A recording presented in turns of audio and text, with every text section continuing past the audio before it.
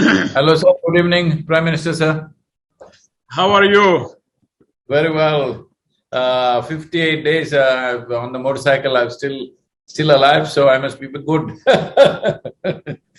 Well, I would like very much to salute you for the spirit of resistance and for what you are doing to save the soil of earth.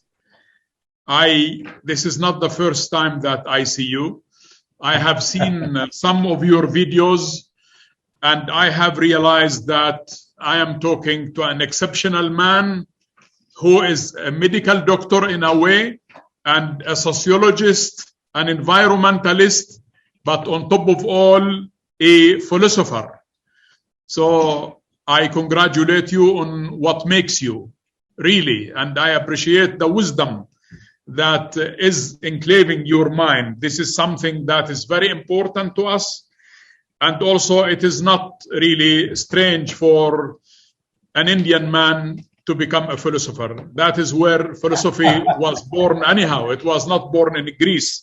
It was born maybe earlier than the Greek philosophers. But anyhow, so I wish you all the best and my full support. And I take your initiative seriously. And I should tell you one important thing. I was having, like 5-6 years ago, I was talking to an Indian a group of activists, and one word I kept using is that referring to Palestinians under occupation, that we are attached to our land. And I kept saying that we are the sons of the soil. Yes. And these settlers who come from Brooklyn and who come from other places, there is no way you can bring a plant from Siberia and plant it in Palestine. It does not work. We are the sons of the soil, and therefore we are the organic product of our soil and of our land. So it is good that you are reminding the whole, the whole world of what does it mean to really preserve the soil as source of food for people, because you are 100% right. It is not the Ukraine crisis that is going, and the chain supply that is going to affect food supply. It is also that the earth will not be able to produce enough organic products, enough food for more than 7 billion people. So land is shrinking and people are growing. Soil is shrinking and people are growing. In our case, it is so sad to tell you that the aggressive settler colonialism has caused incredible damage to our environment. It is sad to tell you that 2.5 million trees have been uprooted by the Israeli settlers since 1967, when Palestine became under occupation. So that this is really something that's worth mentioning to you. And maybe I should also, I'm 100% in full support with what you called for. Change the narrative. I think it is very important that we don't only change narrative, but it is also important that we change mindsets, the way we perceive things. We should not take things for granted. A lot of people take things for granted. You know, food should be there. You know, drinking water is always available. It is not. We will face serious challenges on drinking water, on availability of soil, organic products. Human beings should not live on hormones or fruits or vegetables injected by hormones. You know, you put a cucumber in the fridge and it keeps growing because it is full of hormones under humid conditions and so on. And also, my dear friend, maybe, you know, when I was told that I will talk to you, I thought, okay, this man as a philosopher, also the issue for us is not only about soil and earth and so on. I should also bring to your attention very important issue, which is, you know, the Dead Sea is, we have 38 kilometers of shores of the Dead Sea as Palestine. The rest On the east side is Jordan, and the other parts is the Israeli occupation side.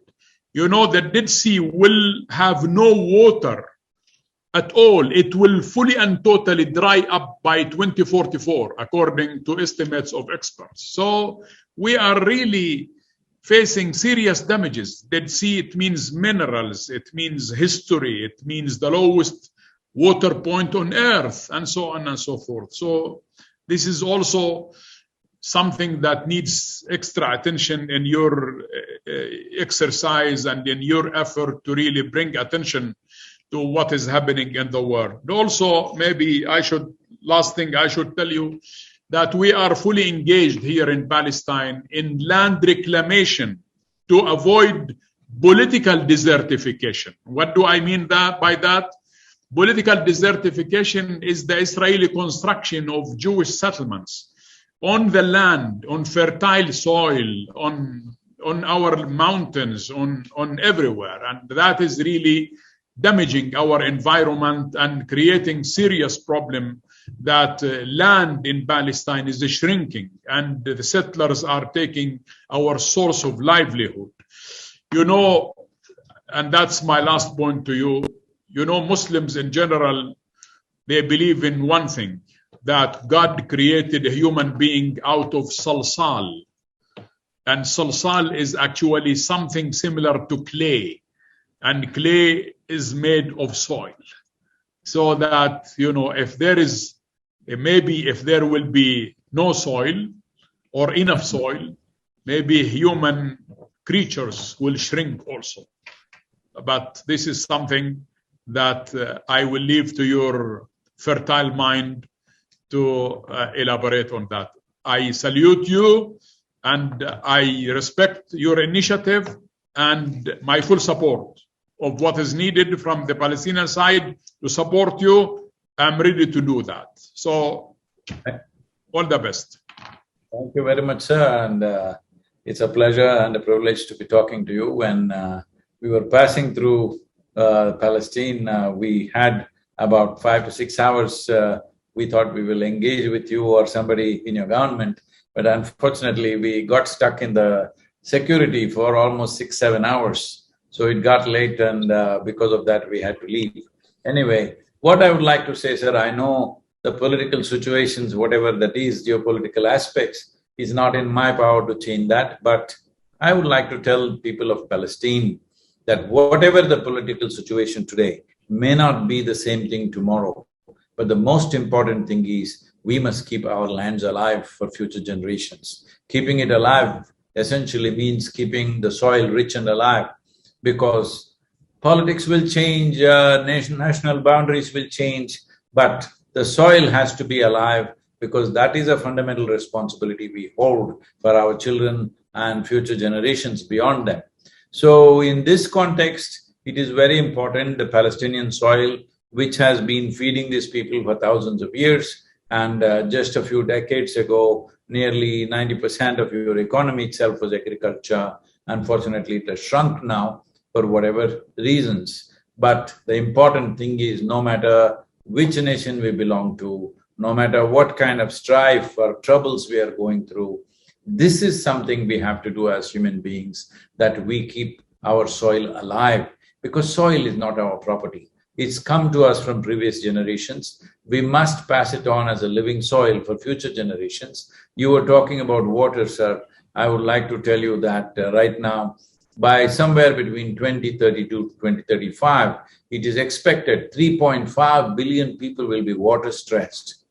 And this will lead to massive migrations. Over 1 billion people in the world could migrate because of water stress. 3.5 billion people without the needed water is a calamity that you cannot imagine, but that is just 10 years away from us. So turning the soil around is a fundamental responsibility. As you know, it's not in my this thing to give you any political advice, because you are in the thick of that, and I know Palestinian people have fought for so long for their rights.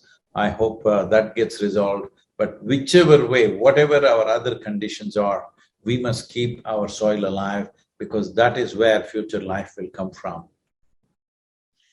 Well, I mean, for sure, this is something. I mean, that you took the initiative. I am sure that you will receive support from everybody people who do really care about. I mean, the way you're handling it is not an environmental issue. The way you're handling it is also a source of living, a source of income, and survival. I mean, you're talking about a survival of humanity, and therefore this is something that should be of an international orchestrated effort. And I think the attention you are drawing by covering 70,000 kilometers of travel here and there to bring attention of people, I think we appreciate that, we support that, but maybe we need more than, a foundation like yours. And I think you need an orchestrated effort. United Nations should adopt this sort of thing. And people are going to Stockholm in June, early June, which is an extension of the climate change.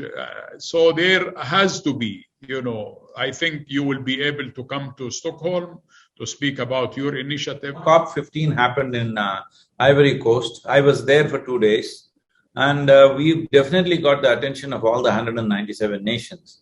One thing I would like to, this is something I'm trying to bring it to everybody's awareness and consciousness is, see, as human beings, based on our nationalities, race, religion, caste, creed, in so many ways we have tried to separate ourselves.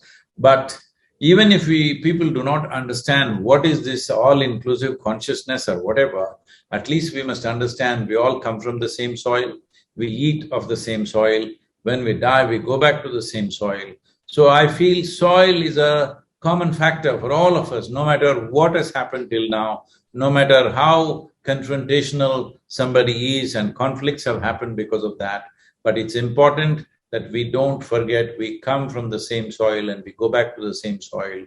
So using this as a common factor, as a common denominator, I feel there is some possibility of solving situations in our lives, because as generations pass, if you continue the same conflicts, unfortunately, the future generations will suffer. So this Save Soil movement, one thing is it's an ecological movement, but also it would be wonderful if people use it as a unifying factor among people. Disputes will always be there, disagreements will be there, but how we conduct these disputes and disagreements is very important. If we see a common thread among ourselves, probably we will handle it little differently. Hopefully we'll handle differently. And it is my wish and my blessing that Palestine should see peace and prosperity. There are many people from Palestine who are with us in our centers, both in India and United States. And it's very unfortunate that they have to be spread out all over the world without being in their own homelands. Hope this will come to some kind of solution, but above all, till that happens, we must make sure our soil is rich and alive, because that could be the most valuable thing in the next few decades. Very good. I think, in the video that I have seen, you called for, soil without organics becomes sand, and sand with organics becomes soil. And I think that is really a very important statement on your side, because this opens the whole research on earth, environment, science, technology to be directed towards deserts. If I can tell you this, in the last 27 years, we have converted a few 100,000 farmers into what is called as tree-based agriculture and revived soils in southern India. Based on this, we are working in a particular river basin, which is 83,000 square kilometers of land, and 5.2 million farmers live and work here. This is a massive project that we are doing. So looking at the success of that, only the 5 United Nations agencies are partnering with us today.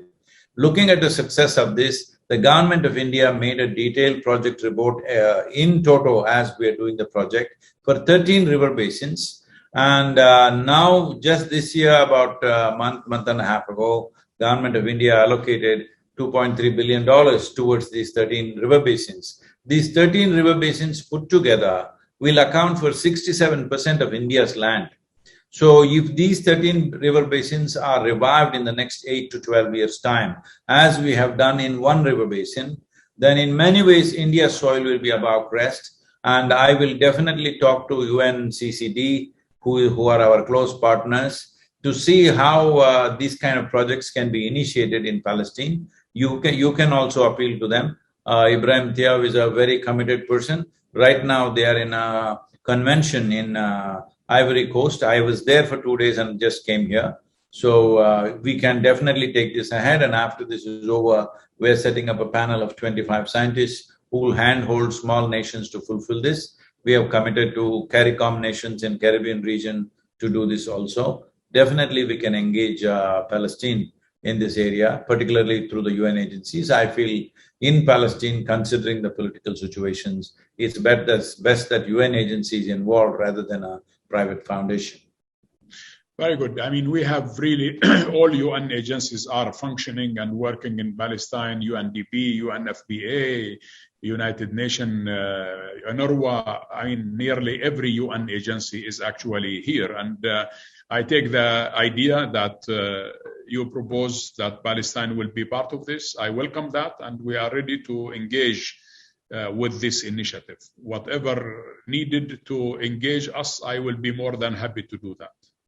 Thank you very much, sir. Thank you for your generosity and giving your time for this. I hope to visit you in the near future sometime and spend some time in Palestine with all of you. Thank you very much. I wish you all the best and keep the good work going. I salute you, your energy and your dedication. All the best. Thank you, sir. Namaskar. As-salamu. Bye-bye.